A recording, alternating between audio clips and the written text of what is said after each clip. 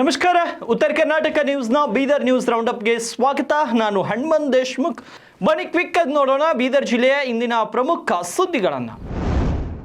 ಇದೇ ತಿಂಗಳ ಜೂನ್ 6ರಂದು ನಡೆಯುವ ಬಕ್ರೀದ್ ಹಬ್ಬದ ವೇಳೆ ಅಕ್ರಮವಾಗಿ ಗೋವುಗಳ ಸಾಗಾಟ ಹಾಗೂ ಮಾರಾಟ ನಡೆಯುವ ಸಾಧ್ಯತೆ ಇದೆ. ಆದ್ದರಿಂದ ಜಿಲ್ಲಾಡಳಿತ 2020ರಲ್ಲಿ ರಾಜ್ಯ ಸರ್ಕಾರ ಜಾರಿ ಮಾಡಿದ ಗೋ ಹತ್ಯೆ ನಿಷೇಧ ಕಾಯ್ದೆಯನ್ನು ಕಟ್ಟುನಿಟ್ಟಾಗಿ ಜಾರಿ ಮಾಡಬೇಕು ಅಂತ ವಿಎಚ್ಪಿ ಪ್ರಾಂತ್ಯ ಕಾರ್ಯದರ್ಶಿ ಶಿವಕುಮಾರ್ ಬೋಳಶೆಟ್ಟಿ ತಿಳಿಸಿದ್ದಾರೆ. ಇಂದು ಬೀದರ್ ನಗರದ ಜಿಲ್ಲಾ ಪತ್ರಿಕಾ ಭವನದಲ್ಲಿ ಸುದ್ದಿಗೋಷ್ಠಿಯನ್ನು ನಡೆಸಿ ಮಾತನಾಡಿದ ಅವರು, ರಾಜ್ಯದಲ್ಲಿ ಗೋ ಹತ್ಯೆ ನಿಷೇಧ ಜಾರಿಯಲ್ಲಿದೆ, ಅದನ್ನ ಪಾಲಿಸಿದ್ರೆ ಗೋ ಹತ್ಯೆ ತಡೆಯಬಹುದು. ಒಂದು ವೇಳೆ ಸರ್ಕಾರದ ಕಾಯ್ದೆ ಕಾನೂನು ಉಲ್ಲಂಘಿಸಿ ಇಂತಹ ಪ್ರಕರಣಗಳು ನಡೆಸುವುದು ಗಮನಕ್ಕೆ ಬಂದರೆ ನಮ್ಮ ಸಂಘಟನೆ ತೀವ್ರವಾದ ಹೋರಾಟ ನಡೆಸುವುದು ಅನಿವಾರ್ಯವಾಗುತ್ತದೆ ಅಂತ ಜಿಲ್ಲಾಡಳಿತಕ್ಕೆ ಎಚ್ಚರಿಕೆಯನ್ನ ನೀಡಿದ್ದಾರೆ. ಕೂಡ ನಾವು ಅಷ್ಟೇ ಹೇಳ್ತಾ ಇರೋದು, ಬೀದರ್ ಜಿಲ್ಲೆಯ ಪ್ರತಿಯೊಂದು ತಾಲೂಕಿನಲ್ಲಿರ್ಬೋದು, ಗಡಿಭಾಗ ಇರ್ಬೋದು, ಎಲ್ಲಾ ಕಡೆನೂ ಕೂಡ ಅಕ್ರಮವಾಗಿ ಗೋಗಳನ್ನು ಯಾರು ಕೂಡ ಸಾಗಾಟ ಮಾಡಬಾರದು. ಅಷ್ಟೇ ಅಲ್ಲದೆ ನಮ್ಮ ಬೀದರ್ ಜಿಲ್ಲೆಯಲ್ಲಿ ಬರುವಂತ ಅನೇಕ ನಮ್ಮ ಇವಿದೆ ಸಂತೆಗಳಿದೆ. ಉದಾಹರಣೆಗೆ ದುಬಲ್ಗುಂಡಿ ಇರ್ಬೋದು, ಮೈಲಾರ್ ಇರ್ಬೋದು, ಔರಾದ್ ಇರ್ಬೋದು, ಚಿಡುಗುಪ್ಪ ಇರ್ಬೋದು, ಬಸವ ಕಲ್ಯಾಣ ಇರ್ಬೋದು, ಹಲ್ಸೂರ್ ಇರ್ಬೋದು, ಸಾಯಿಗಾಂವ್ ಇರ್ಬೋದು. ಈ ರೀತಿ ಎಲ್ಲೆಲ್ಲಿ ನಮ್ಮ ಸಂತೆ ನಡೀತದೆ ಗೋಗಳದ್ದು, ಅದನ್ನು ಈ ಹಬ್ಬ ಆಗೋದ್ರೊಳಗೂ ತಡೆಯುವಂಥ ಕೆಲಸ DC ಅವರು ಆರ್ಡರ್ ಮಾಡಬೇಕಾಗಿದೆ. ಸಂಬಂಧಪಟ್ಟ ಇಲಾಖೆಯವರು ಅದ್ರ ಕೂಡ ಎಚ್ಚೆತ್ಕೋಬೇಕಾಗಿದೆ. ಎಲ್ಲ ಸಂತೆಗಳನ್ನು ಸದ್ಯಕ್ಕೆ ರದ್ದು ಮಾಡಿ ನಂತರ ಈ ಬಕ್ರೀದ್ ಹಬ್ಬದ ನಂತರ ಬೇಕಾದರೆ ಆರಂಭ ಮಾಡಿಕೊಳ್ಳಿ. ಅದೇ ರೀತಿಯಾಗಿ ಸರ್ಕಾರ ಅತ್ಯಂತ ಈ ವಿಷಯಕ್ಕೆ ಸಂಬಂಧಪಟ್ಟಂತೆ ವಿನಾವೇಶವಾಗಿ ತೋರಿಸಬಾರ್ದು. ಯಾಕಂದ್ರೆ ಕಾನೂನು ದೃಷ್ಟಿಯಲ್ಲಿ ನಾವು ಮಾತೆತ್ತರೆ ಸಂವಿಧಾನದ ಡಾಕ್ಟರ್ ಬಾಬಾ ಸಾಹೇಬ್ ಅಂಬೇಡ್ಕರ್ ಅಡಿಯಲ್ಲಿ ನಾವು ಕೆಲಸ ಮಾಡ್ತೀವಿ, ಕಾನೂನಿಗೆ ಗೌರವ ಕೊಡ್ತೀವಿ ಅಂತ ಹೇಳ್ತಾರೆ. ನಮಗೂ ವಿಶ್ವಾಸ ಇದೆ, ನಾವು ಬಾಬಾ ಸಾಹೇಬ್ ಅಂಬೇಡ್ಕರ್ ಸಂವಿಧಾನ ಮೇಲೆ ಅಪಾರವಾದ ಗೌರವ ಇದೆ. ಆ ದೃಷ್ಟಿಯಿಂದ ಇರುವಂತ ನಮ್ಮ ಕಾಯ್ದೆ ಏನಿದೆ ಅದನ್ನು ಕೂಡ ಸರ್ಕಾರ ಏನ್ ಮಾಡಬೇಕು, ತಕ್ಷಣ ತಮ್ಮ ಎಲ್ಲಾ ಜಿಲ್ಲಾಧಿಕಾರಿಗಳಿರ್ಬೋದು, ಜೂನ್ 15ರಂದು ಬೀದರ್ ನಗರದ ಡಾಕ್ಟರ್ ಚನ್ನಬಸವ ಪಟ್ಟದೇವರ ರಂಗಮಂದಿರದಲ್ಲಿ ಮಧ್ಯಾಹ್ನ 1 ಗಂಟೆಗೆ ಅಹಿಲಾಬಾಯಿ ಹೋಳ್ಕರ್ ಅವರ ಜಯಂತಿ ಕಾರ್ಯಕ್ರಮವನ್ನು ಹಮ್ಮಿಕೊಳ್ಳಲಾಗಿದೆ ಅಂತ ಅಹಿಲಾಬಾಯಿ ಹೋಳ್ಕರ್ ಜಯಂತಿ ಉತ್ಸವ ಸಮಿತಿಯ ಅಧ್ಯಕ್ಷ ಈಶ್ವರ್ ಸಿಂಗ್ ಠಾಕೂರ್ ಹೇಳಿದ್ದಾರೆ. ಇಂದು ಬೀದರ್ ನಗರದ ಪತ್ರಿಕಾ ಭವನದಲ್ಲಿ ಪತ್ರಿಕಾಗೋಷ್ಠಿಯನ್ನು ನಡೆಸಿ ಮಾತನಾಡಿದ ಅವರು, ಅಹಿಲಾಬಾಯಿ ಹೋಳ್ಕರ್ ಅವರು ಉತ್ತಮ ಆಡಳಿತ, ಸಾಮಾಜಿಕ ಕಲ್ಯಾಣಗಳು, ಜನಕಲ್ಯಾಣ ಕಾರ್ಯ ಮತ್ತು ಧಾರ್ಮಿಕ, ಶೈಕ್ಷಣಿಕ ಮತ್ತು ಸಾಂಸ್ಕೃತಿಕ ನಾಡನ್ನ ಅಭಿವೃದ್ಧಿಗಳಿಂದಾಗಿ ಅವರು ಭಾರತೀಯರ ಮನೆ ಮಾತಾಗಿದ್ದಾರೆ. ಇವರು ಸುಮಾರು 3,000ಕ್ಕೂ ಹೆಚ್ಚು ನಾಶವಾದ ದೇವಸ್ಥಾನಗಳನ್ನು ಪುನರ್ ನಿರ್ಮಾಣ ಮಾಡಿದ್ದಾರೆ. ಈ ಮೂಲಕ ಹಿಂದೂ ಧರ್ಮವನ್ನು ಉಳಿಸುವ ಕೆಲಸ ಮಾಡಿದ್ದಾರೆ. ಇವರ ಇತಿಹಾಸವನ್ನು ಇಂದಿನ ಜನಮಾನಸಕ್ಕೆ ತಿಳಿಸುವ ಉದ್ದೇಶದಿಂದ ಕಾರ್ಯಕ್ರಮ ಆಯೋಜನೆ ಮಾಡಲಾಗಿದೆ ಎಂದರು. ಬೊಮ್ಮಗೊಂಡೇಶ್ವರ ಮಹಾರಾಜರ ಪೂಜೆಯನ್ನು ಸಲ್ಲಿಸಿ ಅಲ್ಲಿ ರಾಜಮಾತಾ ಅಹಿಲ್ಯಾಬಾಯಿ ಹೋಳ್ಕರ್ ಅವರ ರಥ ಅಂದರೆ ಫೋಟೋ ಮುಖಾಂತರ ರಥವನ್ನು ಮಾಡಿ ಅವರಿಗೆ ಪೂಜೆಯನ್ನು ಸಲ್ಲಿಸಿ ಕುದುರೆಯ ಮೇಲೆ ತಾಯಿ ಅಹಿಲ್ಯಾಬಾಯಿ ಹೋಳ್ಕರ್ ಅವರ ಪ್ರತಿರೂಪವನ್ನು ಮಾಡಿ ಡೊಳ್ಳು ಮತ್ತು ನಾದ್ಯಗಳೊಂದಿಗೆ ಅಲ್ಲಿಂದ ಮೆರವಣಿಗೆ ಆರಂಭ ಆಗ್ತದೆ. ಅಲ್ಲಿಂದ ನಮ್ಮ ಜಗಜ್ಯೋತಿ ಬಸವೇಶ್ವರ ಸರ್ಕಲ್, ಆಮೇಲೆ ಭಗತ್ ಸಿಂಗ್ ಸರ್ಕಲ್, ಆಮೇಲೆ ಡಾಕ್ಟರ್ ಬಾಬಾ ಸಾಹೇಬ್ ಅಂಬೇಡ್ಕರ್ ಅವರ ವೃತ್ತದ ಮುಖಾಂತರ ಛತ್ರಪತಿ ಶಿವಾಜಿ ಮಹಾರಾಜರ ವೃತ್ತದ ಮುಖಾಂತರ ಮೋಹನ್ ಮಾರ್ಕೆಟ್ ಮಾರ್ಗವಾಗಿ ರಂಗಮಂದಿರಿಗೆ ತಲುಪ್ತದೆ. 1 ಗಂಟೆಗೆ ರಂಗಮಂದಿರದಲ್ಲಿ ಭವ್ಯವಾದ ಅಂದರೆ ಬೆಳಿಗ್ಗೆ ಇದು 10 ಗಂಟೆಗೆ ಮೆರವಣಿಗೆ ಆರಂಭ ಆಗುತ್ತೆ. 9 ಗಂಟೆ ಸಮಯ ಕೊಟ್ಟಿದ್ದೀವಿ, ಆದರೆ 10 ಗಂಟೆಗೆ ಮೆರವಣಿಗೆ ಸ್ಟಾರ್ಟ್ ಆಗ್ತದೆ. ಅಲ್ಲಿ 1 ಗಂಟೆಯಿಂದ ಕಾರ್ಯಕ್ರಮ ಆರಂಭ ಆಗ್ತದೆ. ಅತಿಥಿಗಳು ಕೂಡ ಬರ್ತಾ ಇದ್ದಾರೆ ಮತ್ತು ವೇದಿಕೆ ಕಾರ್ಯಕ್ರಮ ಆಗಿ ಅವರ ಜೀವನ ಚರಿತ್ರೆಯನ್ನು ಎಲ್ಲರಿಗೂ ಗೊತ್ತಾಗಬೇಕು. ವಿವಿಧ ಬೇಡಿಕೆ ಈಡೇರಿಸುವಂತೆ ವಸತಿ ಶಾಲೆಗಳ ನೌಕರರ ಸಂಘದ ವತಿಯಿಂದ ಬೀದರ್ ನಗರದಲ್ಲಿ ಬೃಹತ್ ಪ್ರತಿಭಟನಾ ರ್ಯಾಲಿಯನ್ನು ಹಮ್ಮಿಕೊಳ್ಳಲಾಯಿತು. ಜಿಲ್ಲೆಯ 29 ವಸತಿ ಶಾಲೆಗಳ ಶಿಕ್ಷಕರು ಬೀದರ್ನ ಅಂಬೇಡ್ಕರ್ ವೃತ್ತದಿಂದ DC ಕಚೇರಿಯವರೆಗೆ ಬೃಹತ್ ಪ್ರತಿಭಟನಾ ರ್ಯಾಲಿಯನ್ನು ನಡೆಸಿದರು. ಪ್ರತಿಭಟನೆಯ ಬಳಿಕ ನಗರದ ಶಿವಾಜಿ ವೃತ್ತದ ಬಳಿ ಸಂವಿಧಾನಾತ್ಮಕ ಸತ್ಯಾಗ್ರಹಕ್ಕೆ ಕೂತರು.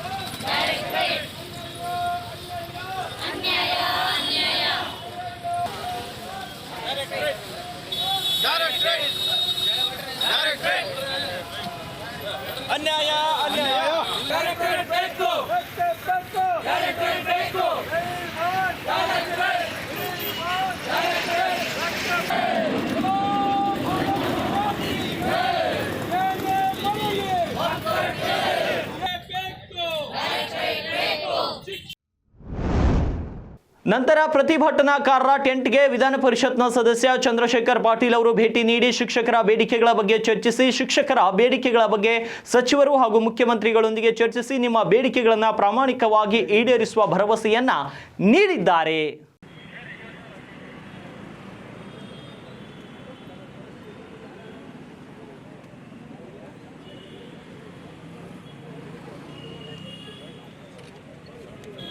ತಾವು ಈಗಾಗಲೇ ಈ ಮನೆ ಬಾಡಿಗೆ ಭತ್ಯೆ ಕಡಿತ 10%, ನೀವು ಏನೇನು ಕೇಳ್ತಾ ಇದ್ರಿ ಎಲ್ಲ ನ್ಯಾಯವಾಗಿವೆ. ಈಗ ಮುಂದೆ ಬರೋಂಥ ದಿನದಲ್ಲಿ ಅಧಿವೇಶನದಲ್ಲಿ ಮತ್ತು ನಾವು ಮಂತ್ರಿ ಜೊತೆ ಮುಖ್ಯಮಂತ್ರಿ ಜೊತೆ ಚರ್ಚೆ ಮಾಡಿ ತಮ್ಮದೆಲ್ಲ ಬೇಡಿಕೆಗಳನ್ನು ಪ್ರಾಮಾಣಿಕವಾಗಿ ಈಡೇರಿಸೋ ಕೆಲಸ ನಾನು ಮಾಡ್ತೀನಿ ಅಂತೇಳಿ ವೇದಿಕೆ ಮುಖಾಂತರ ಹೇಳಬಯಸ್ತೀನಿ. ಯಾಕಂದ್ರೆ ತಾವು ಏನು ಕೇಳ್ತಾ ಇದ್ರಿ, ನಮಗೆ ಒಂದು ಇದು ಬೇಕಪ್ಪ, ಏನು ಗ್ಯಾರಂಟಿ ಬೇಕು, CCRG ಕೇಳ್ತಾ ಇದ್ರಿ, ಡೈರೆಕ್ಟ್ರೇಟ್ ಗ್ಯಾರಂಟಿ ಬೇಕಂತ ಕೇಳ್ತಾ ಇದ್ರಿ, ಮತ್ತು ಜ್ಯೋತಿ ಸಂಜೀವನಿ ಕೇಳ್ತಾ ಇದ್ರಿ. ಯಾಕಂದ್ರೆ ಬೇರೆಯವರಿಗೆಲ್ಲ ಕೊಡ್ತಾ ಇದ್ದಾರೆ, ಅದಕ್ಕೆ ತಾವು ನಮಗೂ ಕೊಡ್ಬೇಕಂತ ಹೇಳಿ ತಾವು ಕೇಳ್ತಾ ಇದ್ರಿ. ಅದಕ್ಕೆ ಮುಂಚೆ ನಾವೆಲ್ಲ ಚರ್ಚೆ ಮಾಡಿದಾಗ ತಮಗೆ 5 ಲಕ್ಷ ರೂಪಾಯಿ ನಮ್ಮ ಮಾಡಿದ್ದಾರೆ. ತಾವು ಹೇಳೋದೇನು 5 ಲಕ್ಷ ಸಾಕಾಗಲ್ಲ, ಅದಕ್ಕೆ ಮಿನಿಮಮ್ 25 ಲಕ್ಷ ಮಾತ್ರ. ಇನ್ನು ಸಚಿವ ಪ್ರಿಯಾಂಕ್ ಖರ್ಗೆ ವಿರುದ್ಧ ಛಲವಾದಿ ನಾರಾಯಣ ಸ್ವಾಮಿ ವಿವಾದಾತ್ಮಕ ಹೇಳಿಕೆ ವಿಚಾರವಾಗಿ ಇಂದು ಬೀದರ್ ನಗರದಲ್ಲಿ ಕಾಂಗ್ರೆಸ್ ಕಾರ್ಯಕರ್ತರಿಂದ ಪ್ರತಿಭಟನೆ ನಡೆಸಿ ಛಲವಾದಿ ನಾರಾಯಣ ಸ್ವಾಮಿ ವಿರುದ್ಧ ಧಿಕ್ಕಾರವನ್ನು ಕೂಗಿ ಆಕ್ರೋಶವನ್ನು ಹೊರಹಾಕಲಾಯಿತು. ನೀಮ್ ಕಾ ಪತ್ತಾ ಕಡುವಾ ಹೇ, ನಾರಾಯಣ ಸ್ವಾಮಿ ಕಡುವಾ ಹೇ ಎಂದು ನಾರಾಯಣ ಸ್ವಾಮಿ ರಾಜೀನಾಮೆಗೆ ಒತ್ತಾಯಿಸಿದ್ದಾರೆ.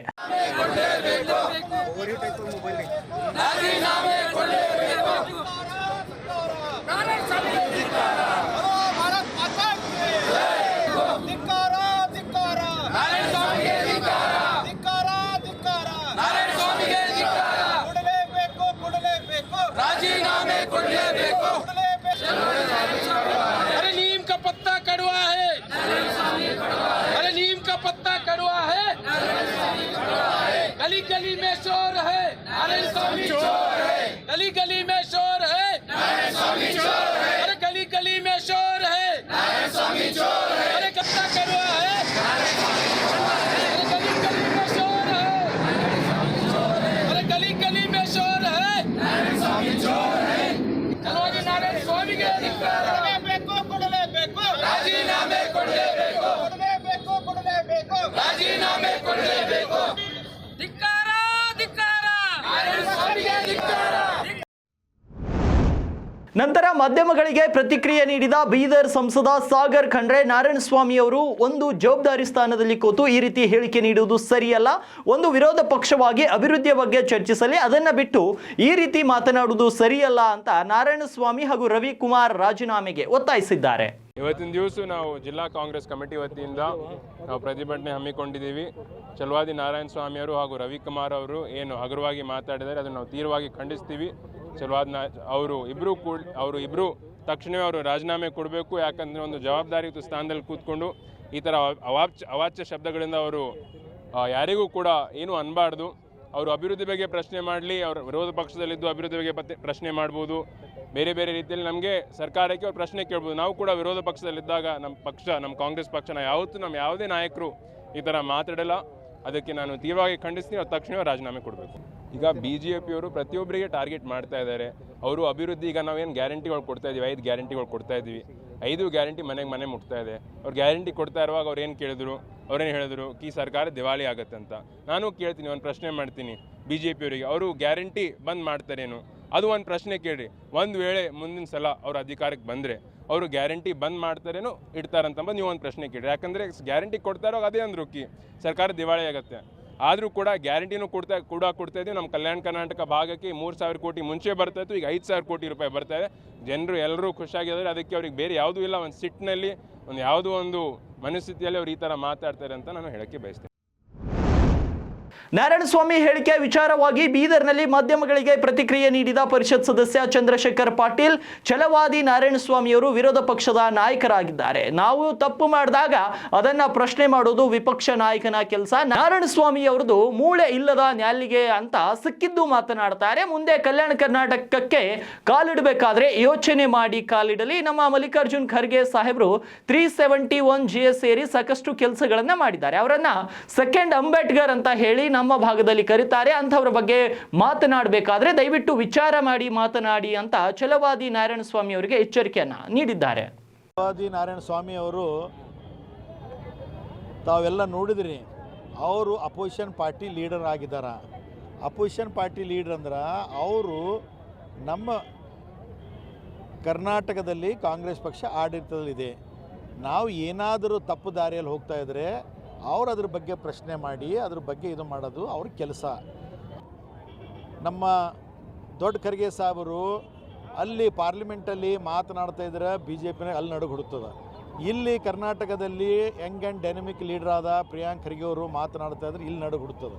ಅವ್ರಿಗೆ ಏನಾಗ್ತಾಯಿದೆ, ಏನಾದರೂ ಮಾಡಬೇಕು ಈ ಖರ್ಗೆ ಫ್ಯಾಮಿಲಿಗೆ ನಾವು ಇದರಲ್ಲಿ ಇದು ಮಾಡಿದ್ರೆ ಅವಾಗ ಮಾತ್ರ ನಮ್ಮ ಕಾಂಗ್ರೆಸ್ ಪಕ್ಷಕ್ಕೆ ಇದು ಮಾಡಿದಂಗೆ ಆಗುತ್ತೆ ಅಂಥೇಳಿ ಈ ಛಲವಾದಿ ನಾರಾಯಣ ಸ್ವಾಮಿ ಅವರಿಗೆ ಒಳ ಒಪ್ಪಂದ ಮಾಡಿ ಇವರಿಗೆ ನ್ಯಾಲಿಗೆ ಇವ್ರಿಗೇನಂದ್ರೆ ಮೂಳಿಲ್ಲದ ನ್ಯಾಲಿಗೆ ಏನು ಸಿಕ್ಕಿದ್ದು ಮಾತನಾಡ್ತಾ ಇದ್ದಾರೆ, ಅದು ಸರಿಯಾಗಲ್ಲ. ತಾವು ಮುಂದೆ ಬರೋಂಥ ದಿನಗಳಲ್ಲಿ ಕಲ್ಯಾಣ ಕರ್ನಾಟಕದಲ್ಲಿ ಕಾಲು ನೀಡಬೇಕಾದ್ರೆ ತಾವು ವಿಚಾರ ಮಾಡಿ ಕಾಲಿಡಬೇಕು. ಯಾಕಂದರೆ ಇಲ್ಲಿನ ಜನ ಕಲ್ಯಾಣ ಕರ್ನಾಟಕದಲ್ಲಿ ನಮ್ಮ ಧೀಮಂತ ನಾಯಕರಾದ ಮಲ್ಲಿಕಾರ್ಜುನ್ ಖರ್ಗೆ ಸಾಹೇಬರು 371 J ಹಿಡ್ಕೊಂಡು ಸಾಕಷ್ಟು ಕೆಲಸ ಮಾಡಿದ್ದಾರೆ. ಅವರಿಗೊಂದು ಸೆಕೆಂಡ್ ಅಂಬೇಡ್ಕರ್ ಅಂತ ಹೇಳಿ ಇಡೀ ನಮ್ಮ ಕರ್ನಾಟಕದಲ್ಲಿ ಅವ್ರಿಗೆ ಮಲ್ಲಿಕಾರ್ಜುನ ಖರ್ಗೆ ಸಾಹೇಬರು. ಅದಕ್ಕೆ ತಾವು ದಯವಿಟ್ಟು ಯಾವಾಗಾದರೂ ಮಾತನಾಡಬೇಕಾದ್ರೆ ತಾವು ವಿಚಾರ ಮಾಡಿ ಮಾತನಾಡಬೇಕು. ಬೀದರ್ ನಗರದ ಡಾನ್ ಬೊಸ್ಕೋ ವಸತಿ ನಿಲಯದಲ್ಲಿ ಲೋಕೋಪಯೋಗಿ ಇಲಾಖೆ ಸಚಿವರಾದ ಸತೀಶ್ ಜಾರಕಿಹೊಳಿ ಅವರ ಹುಟ್ಟುಹಬ್ಬದ ಪ್ರಯುಕ್ತ ಮಕ್ಕಳಿಗೆ ನೋಟ್ ಬುಕ್ ಪೆನ್ ವಿತರಣೆ ಮಾಡಿ ಸರಳವಾಗಿ ಆಚರಣೆಯನ್ನ ಮಾಡಲಾಯಿತು.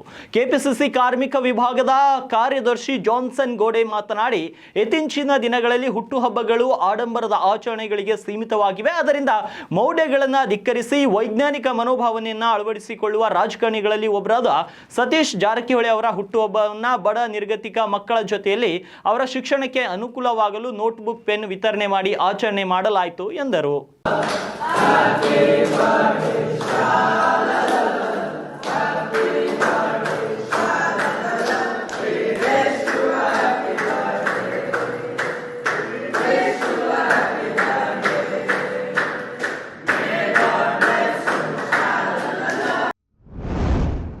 ಭಾರತದ ವೀರ ಸುಪುತ್ರ ಪರಾಕ್ರಮಿ ಹಿಂದವಿ ಸ್ವರಾಜ್ ಸಂಸ್ಥಾಪಕ ಛತ್ರಪತಿ ಶಿವಾಜಿ ಮಹಾರಾಜರ ಚರಿತ್ರೆ ಮುಂದಿನ ಪೀಳಿಗೆಗೆ ತಲುಪಿಸುವ ಕೆಲಸವಾಗಬೇಕಿದೆ ಅಂತ ಮಾಜಿ ಸಚಿವ ಹಾಗೂ ಔರಾದ್ ಶಾಸಕ ಪ್ರಭು ಚವ್ಹಾಣ್ ಅವರು ತಿಳಿಸಿದ್ದಾರೆ. ಔರಾದ್ ತಾಲೂಕಿನ ಜಂಬಗಿಯಲ್ಲಿ ಜೂನ್ 1ರಂದು ನಡೆದ ಛತ್ರಪತಿ ಶಿವಾಜಿ ಮಹಾರಾಜರ ಮೂರ್ತಿ ಅನಾವರಣ ಕಾರ್ಯಕ್ರಮದಲ್ಲಿ ಅವರು ಮಾತನಾಡಿದರು.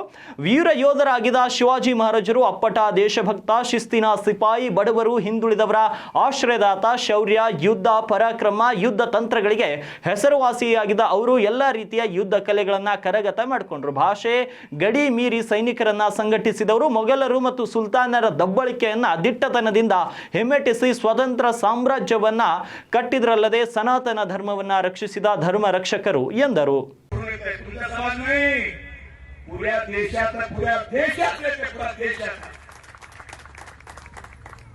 छत्रपति शिवाजी महाराज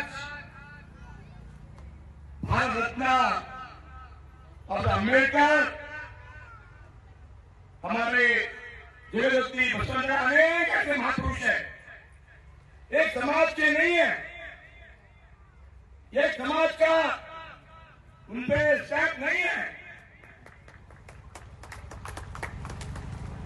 छत्रपति शिवाजी महाराज न होते, हम भी न होते, तुम भी न होते. हकीकत एड्रेस साहब तो हमारे शेर मत टाइम मिला तुम शेर मारने का. हाँ, वो बोलते अलग सुल्तान बोलते हो उनका इसमें, और एक बार सुनिए कभी तो ही, लेकिन ये हकीकत है. इसलिए उनकी जयंती, उनका पुतला उनके बारे में प्रवचन, उनका इतिहास आने वाली पीढ़ी को, आने वाले हमारे राष्ट्र निर्माण करने वाले बच्चों ಜಾತ್ಯತೀತ ನಾಗರಿಕರ ವೇದಿಕೆ ವತಿಯಿಂದ ದಕ್ಷಿಣ ಕನ್ನಡ ಜಿಲ್ಲೆಯಲ್ಲಿ ಕೊಲೆಗಳನ್ನು ಖಂಡಿಸಿ ಮುಖ್ಯಮಂತ್ರಿಗಳಿಗೆ ಮನವಿ ಪತ್ರವನ್ನ ನೀಡಲಾಯಿತು. ದೇಶದಲ್ಲಿ ಬಲಪಂಥೀಯ ಸಂಘಟನೆ ದಿನನಿತ್ಯ ಕಾನೂನುಗಳನ್ನು ಕೈಗೆತ್ತಿ ನಿರ್ದಿಷ್ಟ ಜನಾಂಗ ಮತ್ತು ಸಮುದಾಯದವನ್ನ ಗುರಿ ಮಾಡುವತ್ತ ಗುಂಪು ಹತ್ಯೆ, ಗುಂಪು ಹಿಂಸೆ ಮತ್ತು ಅಮಾಯಕರ ಕೊಲೆ ಮಾಡಲಾಗ್ತಾ ಇದೆ. ಕರ್ನಾಟಕ ರಾಜ್ಯವು ಒಂದು ಶಾಂತಿಯ ತೋಟವಾಗಿದ್ದು ಇದನ್ನ ಸಹಿಸುವುದಿಲ್ಲ, ಹಿಂಸೆಯನ್ನ ಕಾರ್ಯಕ್ರಮವನ್ನಾಗಿ ಮಾಡಿಕೊಳ್ಳಲಾಗ್ತದೆ. ಇಂತಹ ಕೋಮು ಶಕ್ತಿಗಳ ವಿರುದ್ಧ ರಾಜ್ಯ ಸರ್ಕಾರ ಕಟ್ಟುನಿಟ್ಟಿನ ಕ್ರಮ ಕೈಗೊಳ್ಳಬೇಕು ಅಂತ ಒತ್ತಾಯಿಸಿದ್ದಾರೆ. ಇವಾಗಿದ್ವು ಬೀದರ್ ಜಿಲ್ಲೆಯ ಇಂದಿನ ಪ್ರಮುಖ ಸುದ್ದಿಗಳು. ಮತ್ತೆ ನಾಳೆ ಭೇಟಿಯಾಗೋಣ ಬೀದರ್ ನ್ಯೂಸ್ ರೌಂಡ್ ಅಪ್ ನಲ್ಲಿ.